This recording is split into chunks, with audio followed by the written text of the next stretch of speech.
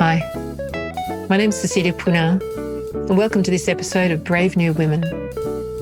All around the world, there are amazing, ordinary women doing extraordinary things.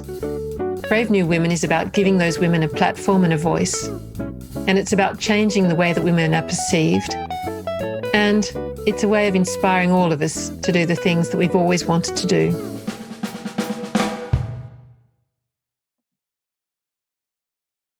I'm sitting down today with Dr. Sonia Marshall, and Sonia she lives on the Sunshine Coast in Queensland, in the northeast of Australia, and she has a PhD in environmental management.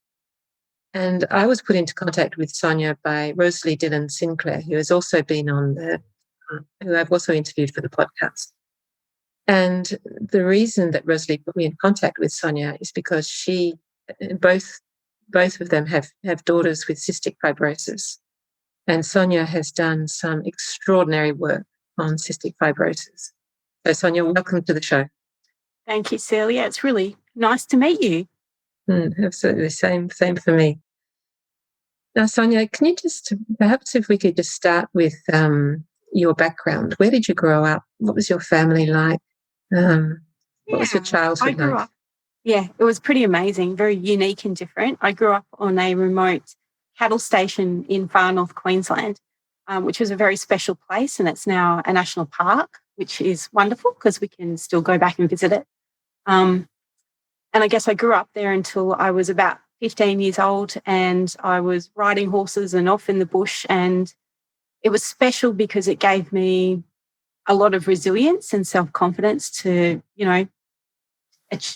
I guess I could achieve all these things. I could drive a car when I was 7 years old and, Wow. It was really different. Yeah, it was great. And you then moved to the Sunshine Coast. What was your move from there? Yeah, my family, when our cattle station became a national park, my family came down to southeast Queensland and bought a smaller farm.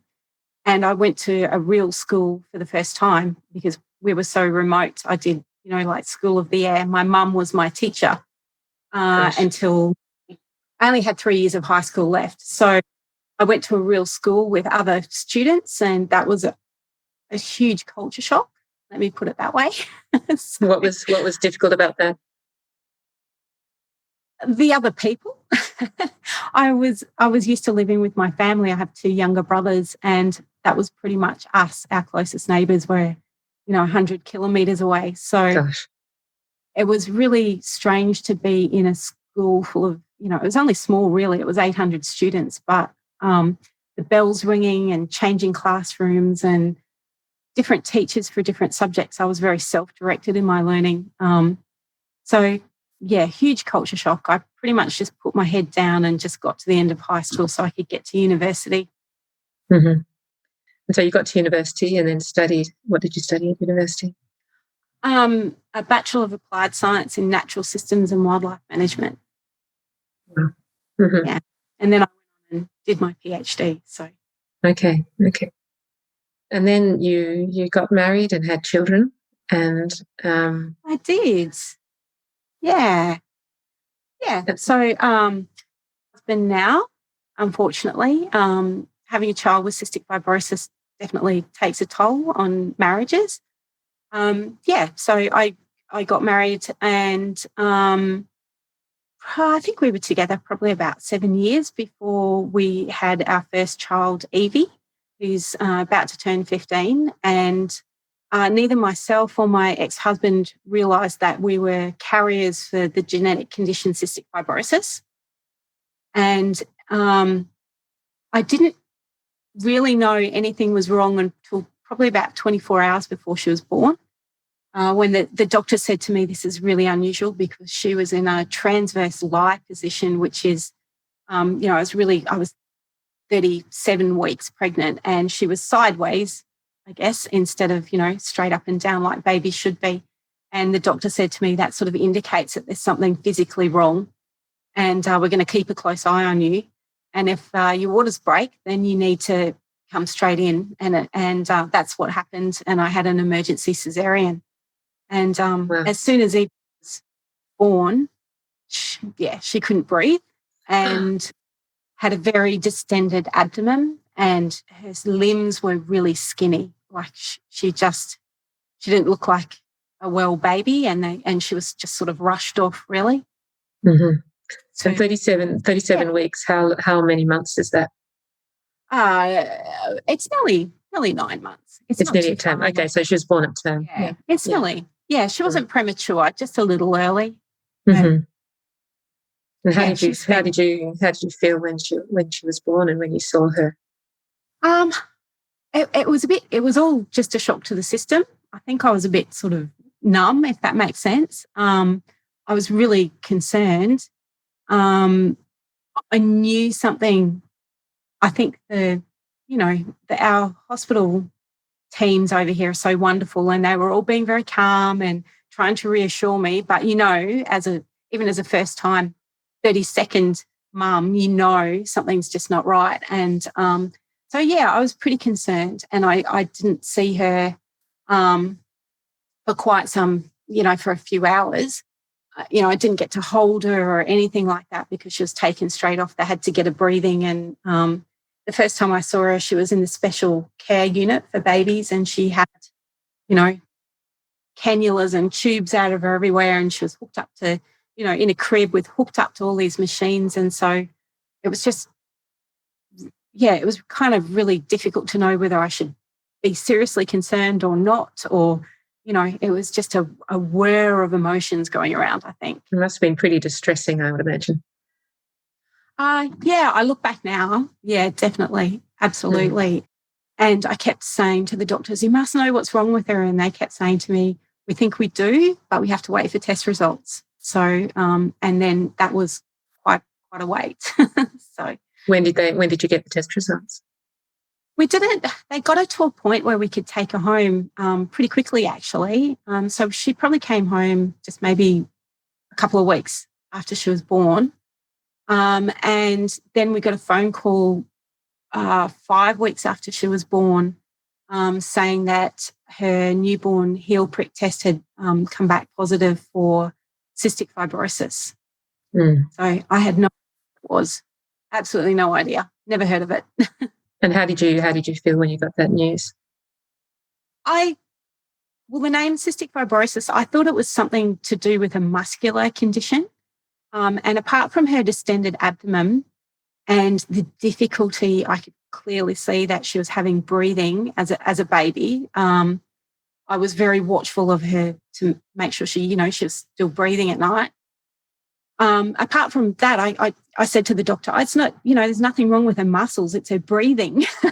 And they tried to explain to me what it was and said, it's okay, we can manage it. And so I felt a bit calmer. Made the mistake that everybody does. I got off the phone and I Googled it. Worst to ever do. And I could see that it had a life expectancy attached to it, and it was an incredibly serious chronic illness, and it was lifelong with treatments that only really treated the symptoms and not the cause. So it was, I describe it as like, I guess, being hit by a cement truck. That's what it felt like. Pretty hard. Yeah. And what is the life expectancy for people with cystic fibrosis? When it changes every few years because treatment and medication gets better and better. And so when Evie was born, it was 35 years. So if I was born with cystic fibrosis, I would have been lucky to make it to 10 years old. So it really increased over time. Babies who are born today, it's a lot longer. I have to look at the latest figure, but I think it could be up near 50.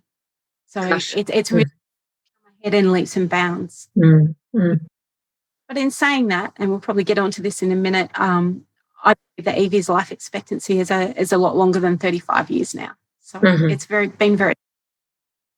And so you heard about, you found out that she had cystic fibrosis, you Googled it, and then? Yeah. And then what were there things that you needed to be doing with her? What was the treatment? What was the... Yeah. So we had to go to get that confirmed, that diagnosis confirmed. And the Sunshine Coast, where we live, is about an hour and a half's drive from the state of Queensland's major hospital, which is in Brisbane for children. And it's such a complex condition that it's difficult for regional hospitals to really treat it. So we went down to Brisbane, and she had a further testing down there, and they confirmed that, yep, she had cystic fibrosis. So then we underwent a week training at the hospital, so 8 hours a day for a week, and learning how to care for her. And that was all about how to do airway clearance, because, the condition affects the lungs. It's thick, sticky buildup of mucus in the lungs. So we needed to learn how to do physiotherapy on her to move all that mucus out. We had to learn about her diet, because her pancreas produces enzymes, but there's so much mucus in her system and on her pancreas that they can't actually move across to her stomach to digest her food. Mm-hmm. So she has she's so lucky, high fat, high protein, high carb diet. So she could eat as much McDonald's, never put on weight. One of the bonuses. And all about the medications, and I guess just how to deal with having a child with CF. So it was pretty intensive. And did you go back to work after she was born? Yeah, that was a really tough time. Unfortunately, my ex-husband already suffered from a little bit of mental health, but after Evie was born, it was a real shock for both of us. And he really spiraled into depression, not as badly as he did down the track. But yeah, he just couldn't get off the couch basically for about 7 months. And he's a carpenter. And so if he didn't work, he didn't get paid. And I was lucky enough to have a casual job at that point in time, but a contract with our local university. And so I went back to work 3 weeks after Evie was born. And unfortunately, my husband, he also didn't really have the capacity at that point to really care for Evie either. So my parents and family kind of stepped in, and I'm so grateful for their help. They really helped us out, and we all worked towards everybody getting back on their feet. Wow! So you were working. You had a 3-year-old baby with cystic fibrosis, and you had a husband on the sofa with depression and a newborn baby. Mm-hmm. And it's hard enough just having a newborn baby, but all that combined. Yeah. Wow. In full time. Yeah. And working full time. And it was pretty crazy. But it got crazier. Yeah. Yeah. I can laugh about it now. That which does not kill me makes me stronger. So what was the crazier that came after that? Well, I guess we sort of got on our feet a bit better back, much better than what we were. And I continued to work, and my ex-husband sort of got himself back to work, which was really good. And then I guess one of the things that we thought about quite a lot was at that, and look, people will judge me on this and judge my ex-husband maybe, but when you're in this situation, you have to make some really hard decisions, and some of them are very ethical. And I have no judgment to anybody who makes the decisions that they make, because I've been there, and you just have to make those decisions based on the information you have at the time and what's right for you and your family. So we decided we'd really like to have a second child, which is some would call that crazy. But we both had siblings, and we adore our siblings. And we just felt it was really important for Evie, our daughter with CF, to have that opportunity in life, to try and give her a life that was as normal as possible. And, we wanted to have more children, and so we started to look at how we could do that, because there was going to be, now that we knew that we were both carriers for cystic fibrosis, there was a 1 in 4 chance of every pregnancy that the child would be born with cystic fibrosis. Gosh. So is what led to the super crazy. So we sort of started looking into it, and we found that we could do IVF, and what they could actually do was to test the embryos for cystic fibrosis and only implant those that were free of cystic fibrosis. So we had gone through a whole process to research it. It was incredibly expensive at the time, because it wasn't here in Australia. We have sort of, if you're an infertile couple, you can get some government subsidy through Medicare to be able to fund that process. But because this was a genetic condition, there was no government assistance. You basically had to remortgage your house to be able to afford it. Can you tell me how much it actually cost? Yeah, look, it depended how many cycles you were going to go through. And we talked to a lot of people who'd been through it, and some people were successful in the first few cycles, and some people were $200,000 to $300,000 down the track and still going. Wow.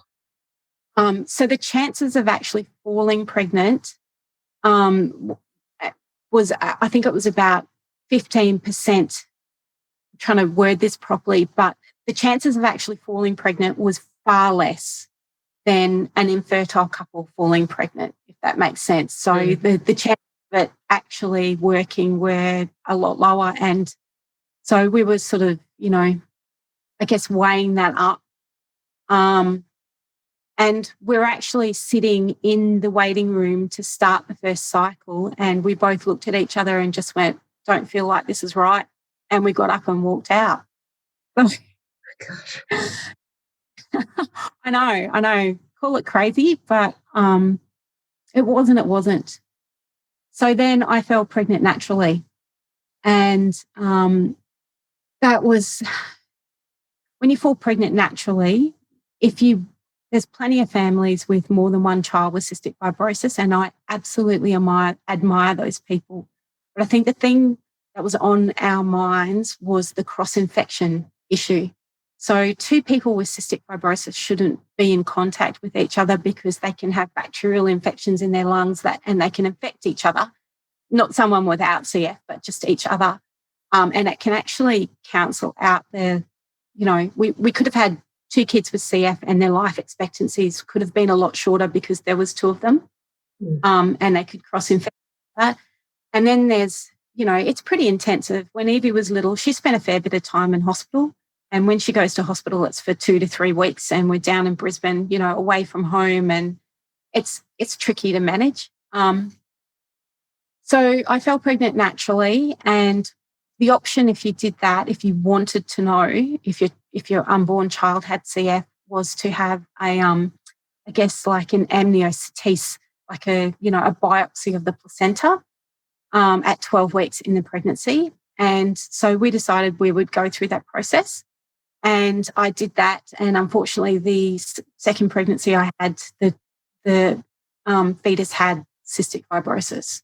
Oh, gosh. And that's actually when the serious crazy hit, because and you'd think you'd know a person when you're married to them for kind of 10 years or so, but my ex-husband was very pro termination, and I was very against it.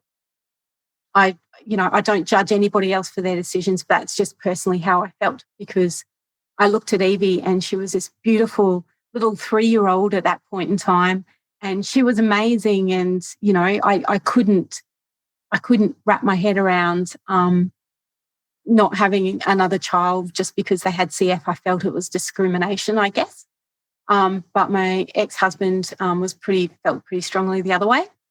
And, that's how we felt. And so it was a very difficult time, and we really only had probably 24 hours to make a decision. And I've never been through something so intense in all my life. And I kind of realized that if I didn't choose to terminate the pregnancy, that my marriage would probably be over. And so I went against what I wanted to do, and I went through with the termination. So, oh gosh. yeah, that was really hard. It's probably the darkest in my life, to be honest with you. And I look back now, I went through a lot of, I guess I sought support and help after that to be able to cope with it. I look back now and think, well, that's what I did. That was the decision I made at the time. I beat myself up for a long time over it, but I've let it go. That's what happened. I can't change it. But what it did do was cause a lot of difficulties between my husband and I, and the marriage started to really break down at that point, because we sort of realised that we had very opposing values and viewpoints.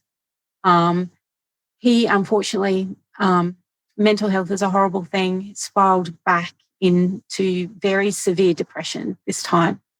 And he doesn't mind me saying this. We're good friends now. He chose to sort of self-medicate, I guess, and he became nearly an alcoholic.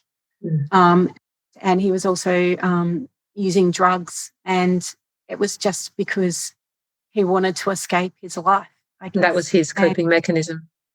It was, yeah. Look, I don't blame him. It was horrible. And that was really difficult, because it was a slow process after that. It didn't just happen overnight, and he was okay for a while. But before I get to the point where that all sort of fell apart, we decided we'd get straight back on the horse and try to have another child again. Like I said, it's no judgment to anybody. It was what we decided at the time. And so I fell pregnant naturally again, and went through the same process again. And this time the unborn baby didn't have cystic fibrosis, but was a carrier. So that was pretty cool. And my daughter's now 11 years old, about to turn 12 in March, and I call her my little miracle. She's pretty, so privileged and lucky to have her. And but unfortunately, the process for my ex-husband, sort of, by the time she was sort of 1 year old, it didn't really help him. He still was having a lot of trouble coping. He still had some addictions, and it just got to a point where it just really wasn't, I had 2 kids. One was cystic fibrosis. He was a mess. He was not in a place where he was able to help himself. I tried to support him. I couldn't. And it was just better that we just went our separate ways.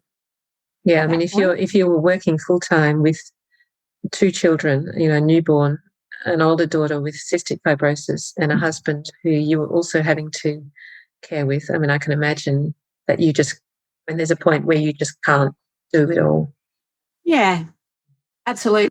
Yeah. And still dealing with the grief.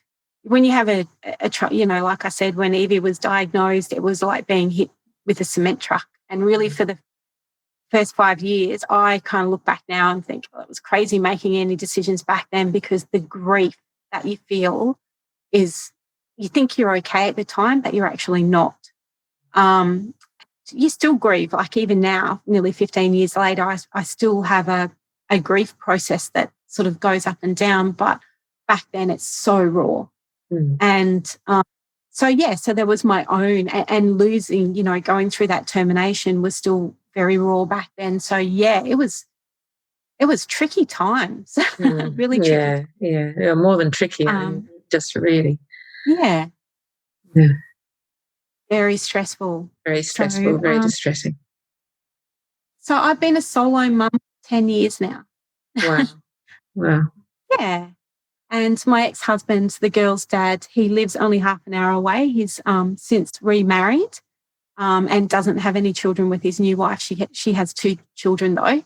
But he still struggles with mental health, and he still, even though we get along quite well, he still doesn't feel he has the capacity to have the girls on the weekend, or to care for them at all. So they live with me 100%.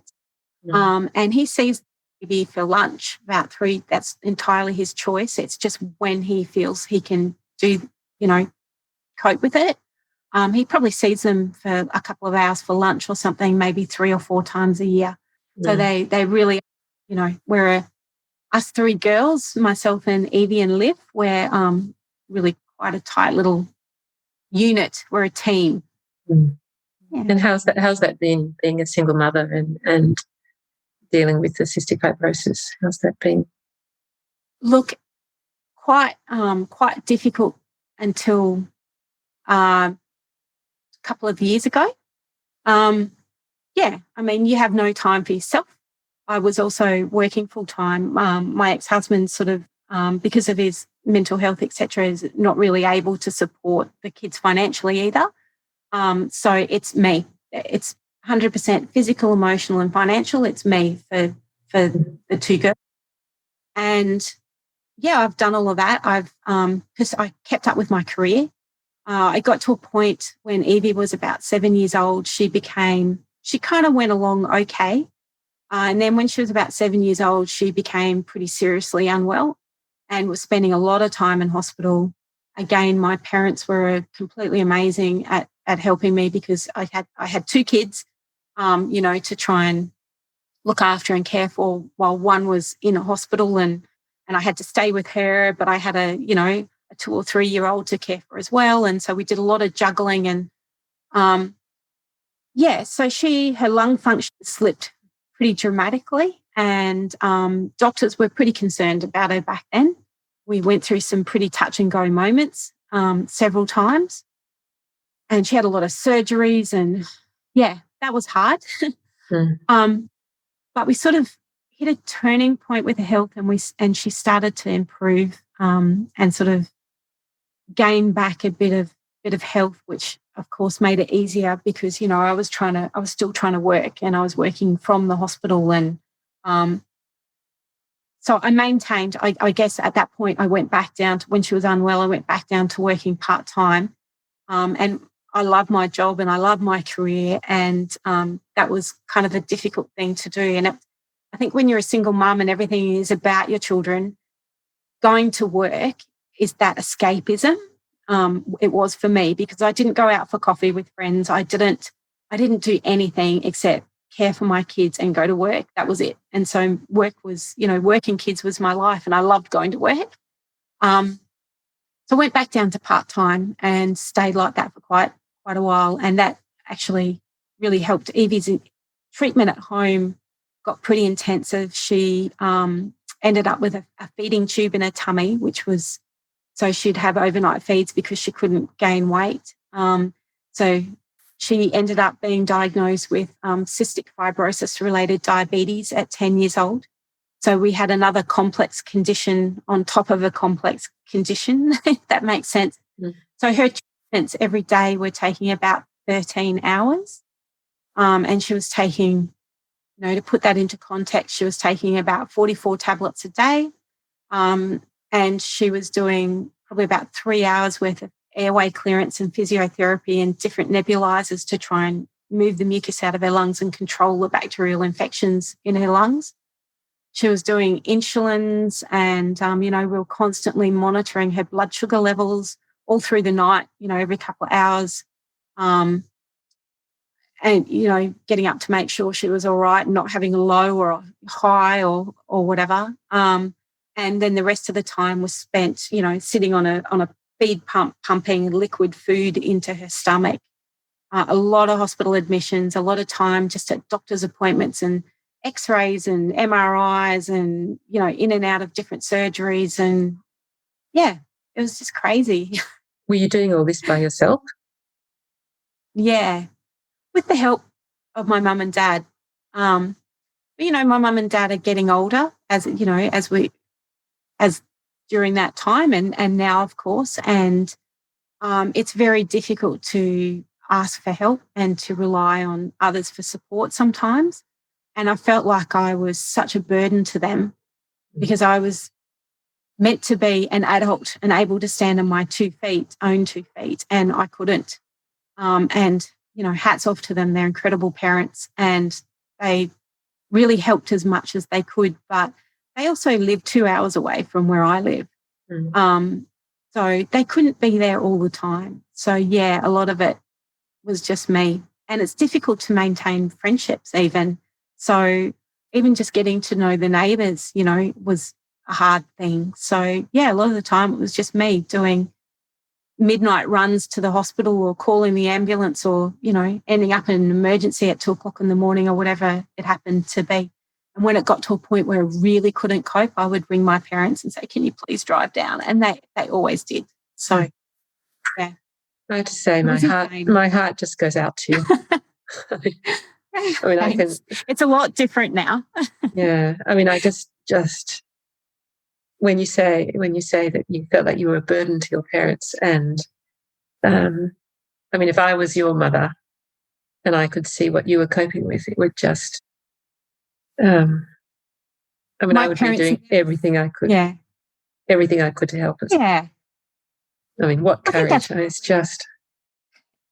I'm fiercely independent and always have been. And I think really that was in my head. My mum and dad never said anything to me ever that ever made me feel like I was a burden to them. They always did whatever they could, but they were aware that I was fiercely independent. And part of it was me wanting to do it myself and to prove that I could do it and to be a good parent, to be two parents to my children, and I don't know why, it's probably a bit, I always say you need a certain amount of crazy to be successful. And that was my certain amount of crazy at that time. And it must have been very lonely for you too. Very, very isolating. Yeah, very much so. But that is also part of living with a chronic illness, I think. So not only, you get invited to go around to someone's house for dinner or to have a coffee, and you always have to counsel because, even a head cold could put Evie in hospital, and, somebody might have a head cold at the dinner party, or you're going to go, and 10 minutes before you walk out the door, Evie has, some sort of medical issue and you have to deal with that, or you end up in hospital, or, it was just, I was also lucky. I have some good friends who understood and stuck by me. And, it was just, I'm a lucky person, I think. And you said that things now aren't like that. So how's your life now? Well, look, when Evie, back in 2016, I read a research article. So, having this sort of background that I have, I didn't shy away from getting into medical journals. So I don't always understand them, but I have, Evie's cystic fibrosis team and her doctors are amazing at explaining things to me, and they walk into the consultation room and say, "Is it multiple choice today?" They know that they know they're going to get hit with questions, and we've had a very good. She's had the same team since she was born, and we have a very, they know us, and we have a good partnership. We've always been a partner in her care. I feel free to question their decisions, and they feel free to question mine. So they've helped me understand a lot of medical stuff, as I'll call it. I read a research article when she was about 10 years old about this amazing drug, which just had a number as a name, and how it was the first drug to actually treat the cause of cystic fibrosis and not just the symptoms. So it's being a genetic defect. It meant having the condition means that your cells in your body don't work properly. They're supposed to have little gates on them that open and close to let salt in and out of the cell. Well, Evie's don't have a gate. So the salt just goes in and out, and that's the whole cause of cystic fibrosis and the thick, sticky mucus and the effects on the pancreas and the liver and the lungs and the kidneys and everything pretty much except the brain.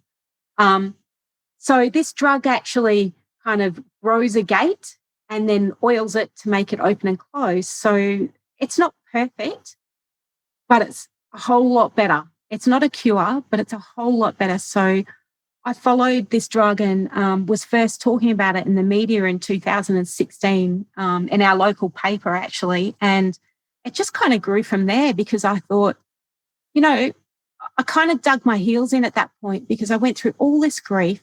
I had, my marriage broke down. I very nearly lost my house to bankruptcy. I was a huge burden on my parents.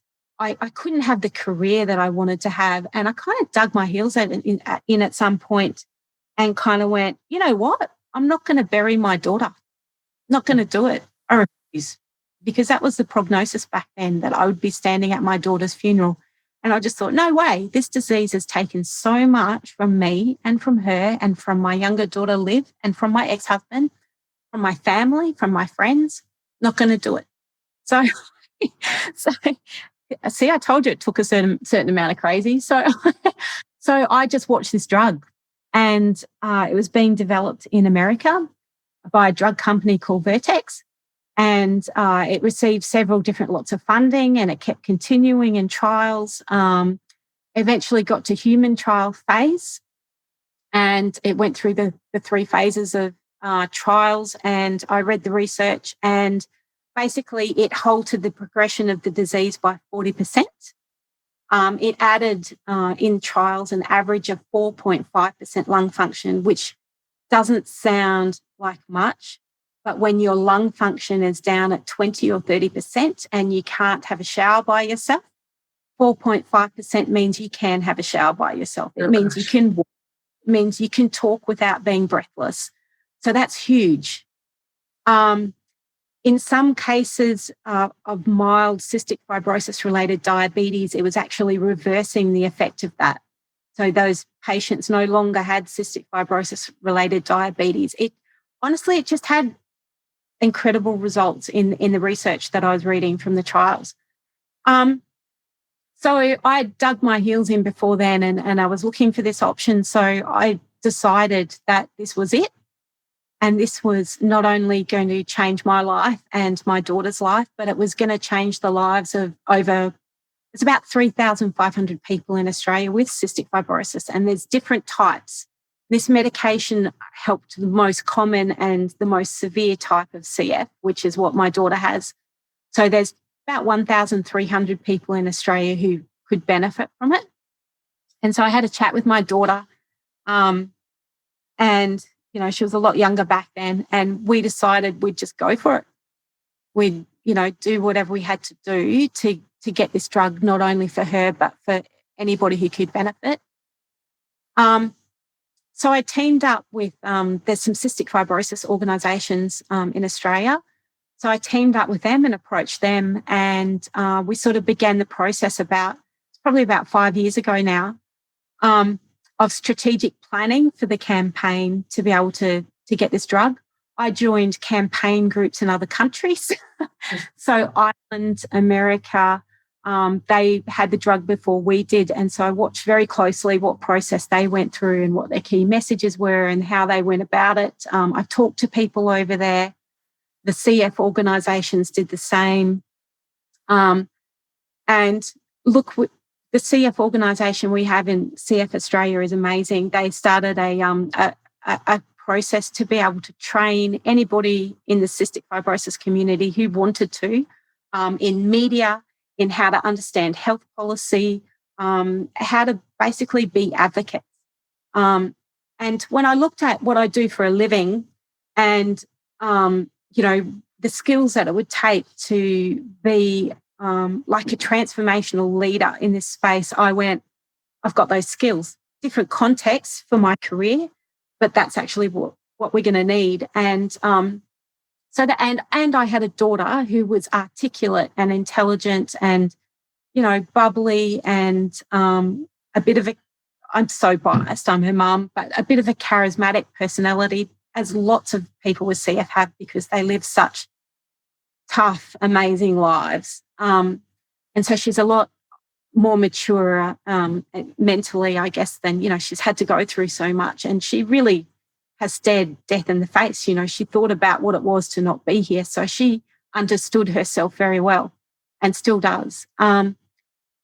So the first thing we kind of had to do was train people and get them understanding how to be an advocate. And then we had to decide on what our key messages would be and what tools we would use to be effective advocates, like writing letters to politicians or protests, or, what would that look like? And how when you say getting the drug, what does that actually mean? Yeah. Does that mean being able to be that it should be available for sale in Australia? Does it mean that it should be reimbursed? Does it mean what does it mean exactly? Good question. So in Australia, the process is that the drug company will make a submission to our Therapeutic Goods Association, which is a government body that decides whether or not they look at the clinical trial research, and they decide whether or not the drug is safe and effective. And if it gets the yes from them, then it will move on to, it depends on the cost of the drug. Some drugs don't go to the next step, but this drug was costing 250,000 Australian dollars a year. So that's incredibly expensive. For one person with cystic fibrosis, it would be 250,000. Yeah. The cost of a small unit or something, or a house in some places in Australia. Pretty much no one can afford that. But the drug company spent years and years of developing it. There's nothing else like it. They're going to ask that money. So in this case, the drug had to go through a process with the Pharmaceutical Benefits Committee, who are an independent body from the government, and they are people who are incredibly intelligent, doctors, pharmacists, professors, and they look at the evidence and they look at what the Therapeutic Goods Association said, and then they decide whether the drug will be listed on the Pharmaceutical Benefit Scheme. And the Pharmaceutical Benefit Scheme is basically like subsidising the government subsidising the cost of the drug. So instead of patients being able to buy it for $250,000 a year, they can pay a maximum of $500 a year for the drug. So the process was incredibly important to be able to do that, so that this 1,300 odd people could actually afford to get it. And look, we had cases in Australia where grandparents were selling their houses and using their superannuation to be able to fund a year of the drug because their CF grandchild was very unwell and, really needed it. People were doing that, not often, but it was happening. So we decided we would go through the process of developing our campaign strategy. And we had to, the cystic fibrosis community across Australia back in those days was a bit fractured, as lots of communities are. It's not, it's a normal thing. They all have different ideas about what should happen and how it should be done. So part of my role was to not actually make it visible that I was aligned with the CF organisation, because there was a little bit of distrust back then. That's what happens with community. And so I used social media quite a lot, and I did all sorts of things like fly around Australia to visit different families just so I got to know them and make those connections and those networks and those friendships. And I did that for quite some time. And eventually we sort of got everybody, or the people who were interested in being vocal advocates, to be on the same page and more united, because we always knew we were going to be stronger together. And, there's always, you've got more weight in numbers. And so we spent a lot of time doing that. And the drug company made their first submission to our Australian process to the Pharmaceutical Benefits Advisory Committee. And we're all very hopeful. And myself and the CEO of Cystic Fibrosis Australia, and then an adult, a woman who had cystic fibrosis, a young woman with cystic fibrosis, who was she was on the transplant list. Lung transplants are common when you get to about 30% lung function. She was on the list. She managed to somehow get compassionate access to this drug. And she started taking it. The drug company funded it. And within 6 months, her lung function was up to 50%. She could go to work. She could run. She could catch a bus. She could laugh, shower by herself. So it was fantastic. And so we went to a consumer hearing and we represented the CF community of Australia, and she spoke from her perspective on what it was like to live a life without the drug, and showed them photos. And she was a skinny little tiny thing. She told a story about how she would swim in the ocean when she was unwell, and the weight of the water on her chest was too much, like she couldn't breathe. But now, after taking the drug, I think she'd been on it for probably about 12 months by then, she could swim in the ocean, she could work, she could do all these things. I spoke from the perspective of a mother with a then 12-year-old child who was waiting for the drug. And our CEO sort of brought our stories together. So we presented this case to the committee, and then we waited for the results, and they rejected it. Oh. Yeah. Oh. On what grounds? So that was pretty, the cost. It was too expensive for the benefit. And we were looking at 1,300 people at a cost of $250,000 a year, and they just couldn't see that it was worth it. So to have an expert committee tell you that your daughter's life is not worth it was devastating. Yeah. But at the same time, once I picked myself up, it made me incredibly angry. Angry as in I wanted to fight that. Yeah, that's not right. It's a human rights issue. Everybody has the right to life-saving medication. So we picked ourselves up. The drug company decided they would submit again. They went through that process. By this time, we'd gathered more people on board, from the CF community. People were writing to their members of parliament. They were in the local paper. They were writing letters to both the drug company, to our Federal Minister for Health, to the Pharmaceutical Benefits Committee. We had more adults who were able to get compassionate access and tell their stories, which is a very powerful thing to do, being able to tell your story. Very raw thing, but a very powerful thing. So we went through the process a second time, and it was rejected again for the same reason. Yeah, again. To the same tribunal. Yeah. So we did it again. Drug company got their submission together again. They had a little bit more data this time because they'd continued trials. We got even more voices on board in our campaign. We had even more media. We went for it again. And third time round, it was rejected again. Oh, you're joking. No, it was quite a fight. Fight's the wrong word, but it was quite a journey. So that was pretty hard. 3 times it was rejected. And here was my daughter. Her health was starting to go down yet again.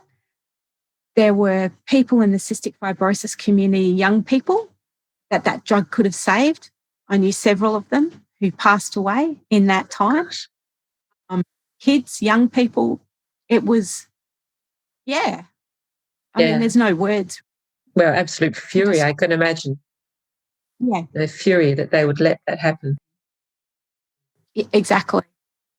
Yeah. But I just refused. So you got rejected a third time? Refused.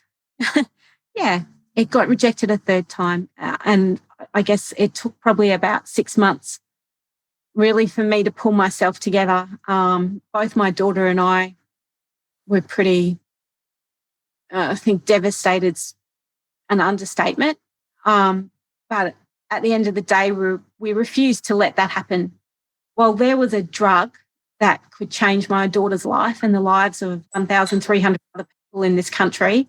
I wasn't going to give up, and neither was my daughter.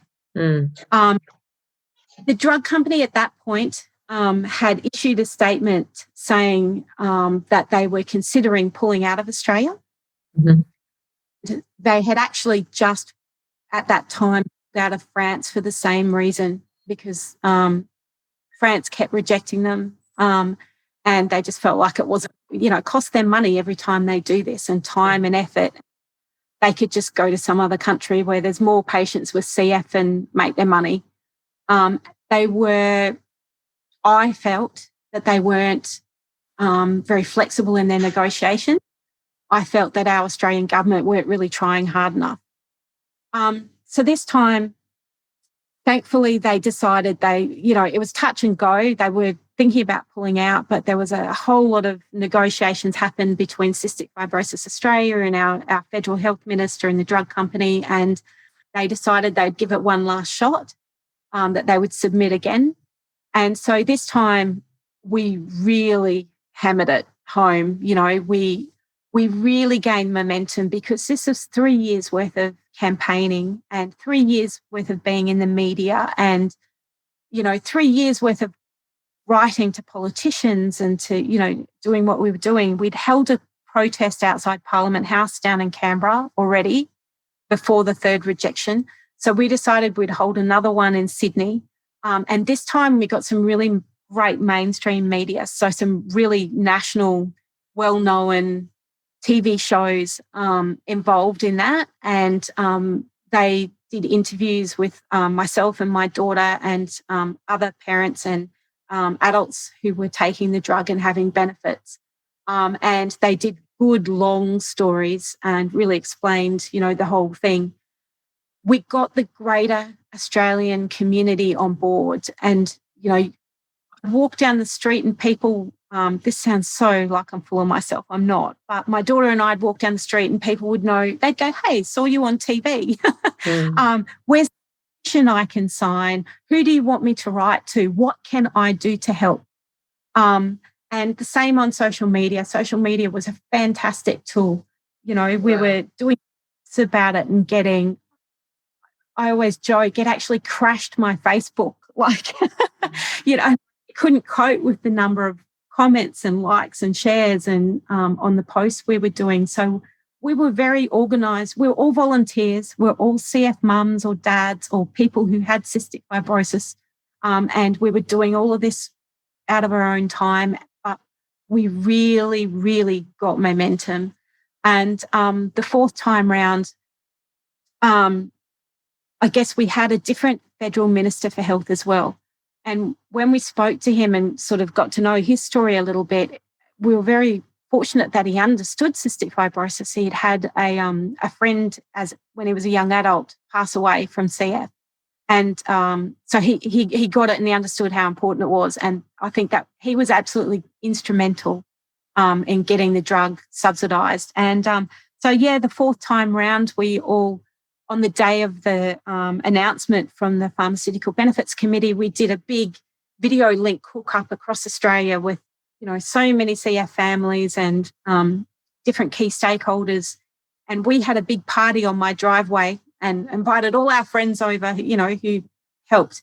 And we had, I was holding press conferences before that on my veranda at my house. And so we invited all the media. We had the mainstream national TV shows doing their follow-up stories here. It was just crazy.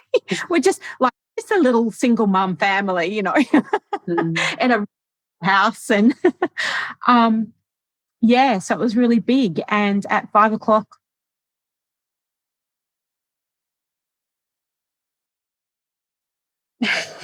at 5 o'clock on the 17th of August in 2018, it was subsidised. Oh, gosh, and huge emotion. Just huge emotion after such a long. It was like working a full-time job as well as doing my part job as well as bringing up 2 kids. But we did it. Sorry. On the 17th of September, just a month later, my daughter was the first one in Queensland to get the drug. Within 6 weeks, her lung function had improved by 16%. Wow. She no longer had CF-related diabetes.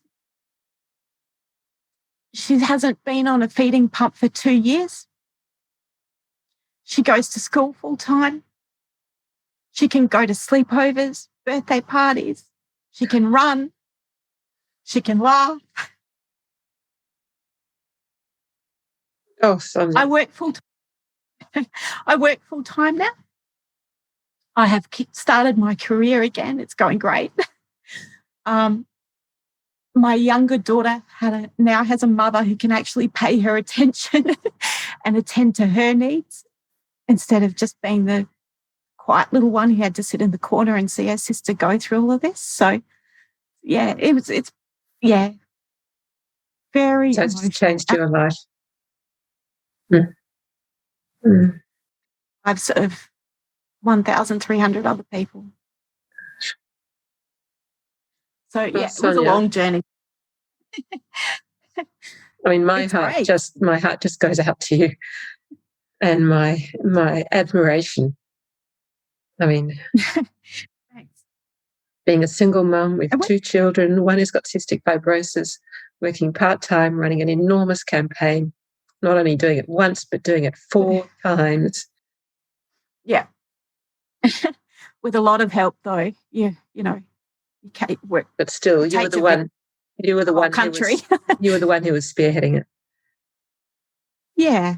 There was a few of us, but yeah, definitely. Yeah. And my daughter was right there too. So that's off to her. None of us are particularly public people, and we didn't really want to get on national television and tell this story, our stories. And but you do it. And we did it, and it was absolutely worth it.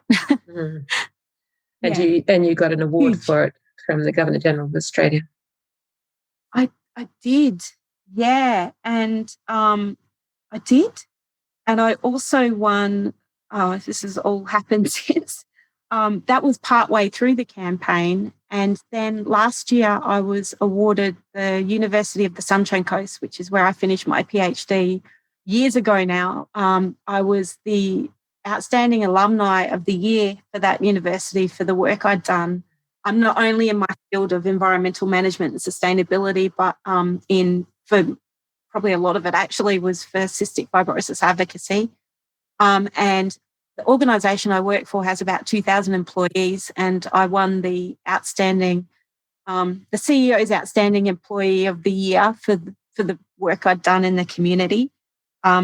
So because we have people in our region, you know, who have cystic fibrosis, and I'm nominated for, this sounds so like I'm blowing my own horn, but I'm not.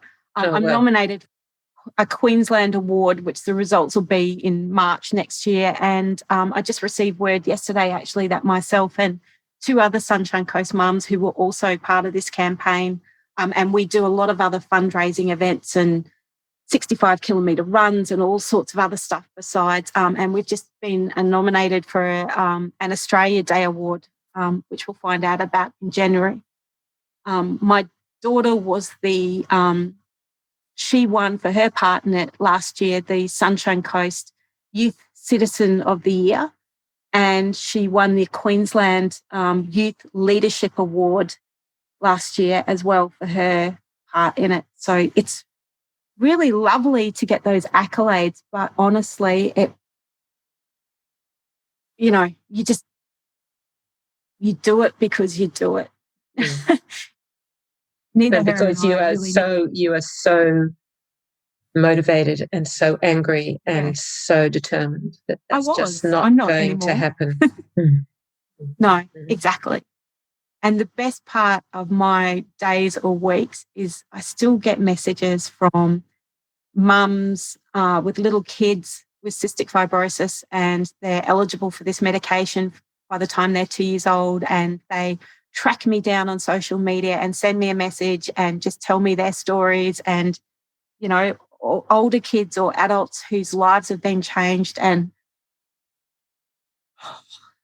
brings me to tears every time to hear that their quality of lives are so much better, and that, you know, I'm in the first generation of parents who are looking at not having to bury their children. Mm. It's pretty amazing. That's enough thanks. Mm. You can't ask better than that. So probably to win awards and be nominated, but yeah, the bigger picture of that is so much more. Oh, Sonia, this has just been, talking to you has just been such, you have been through so much and shown so much strength, so much resilience. Yeah. I'm pretty tough. This is where I grew up at a station, hey? Exactly. It was my upbringing. Yeah. If you've got one message to give to people who are listening, what would that be?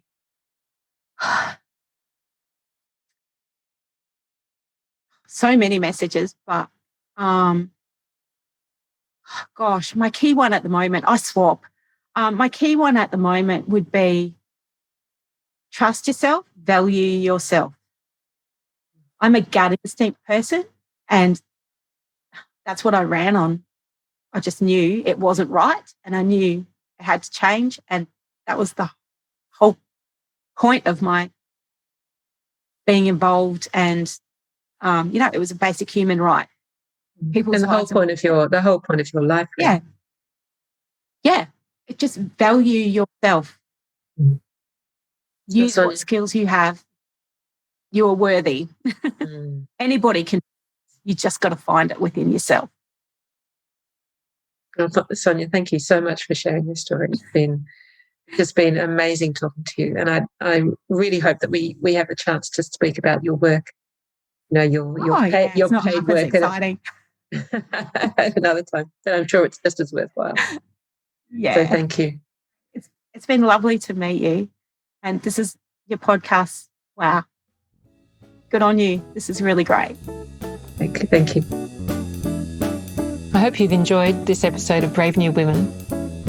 On Friday, 22 January, I'll be holding a free webinar to talk about how women can stand up and speak up. There'll be 2 sessions, 8:30 a.m. in Paris, which is 6:30 p.m. in Sydney, and then the second session at 2:30 p.m. Paris, which is 8:30 a.m. on the US East Coast. If you'd like to join us, please connect on LinkedIn or on the Brave New Women Facebook page. Thanks so much for listening.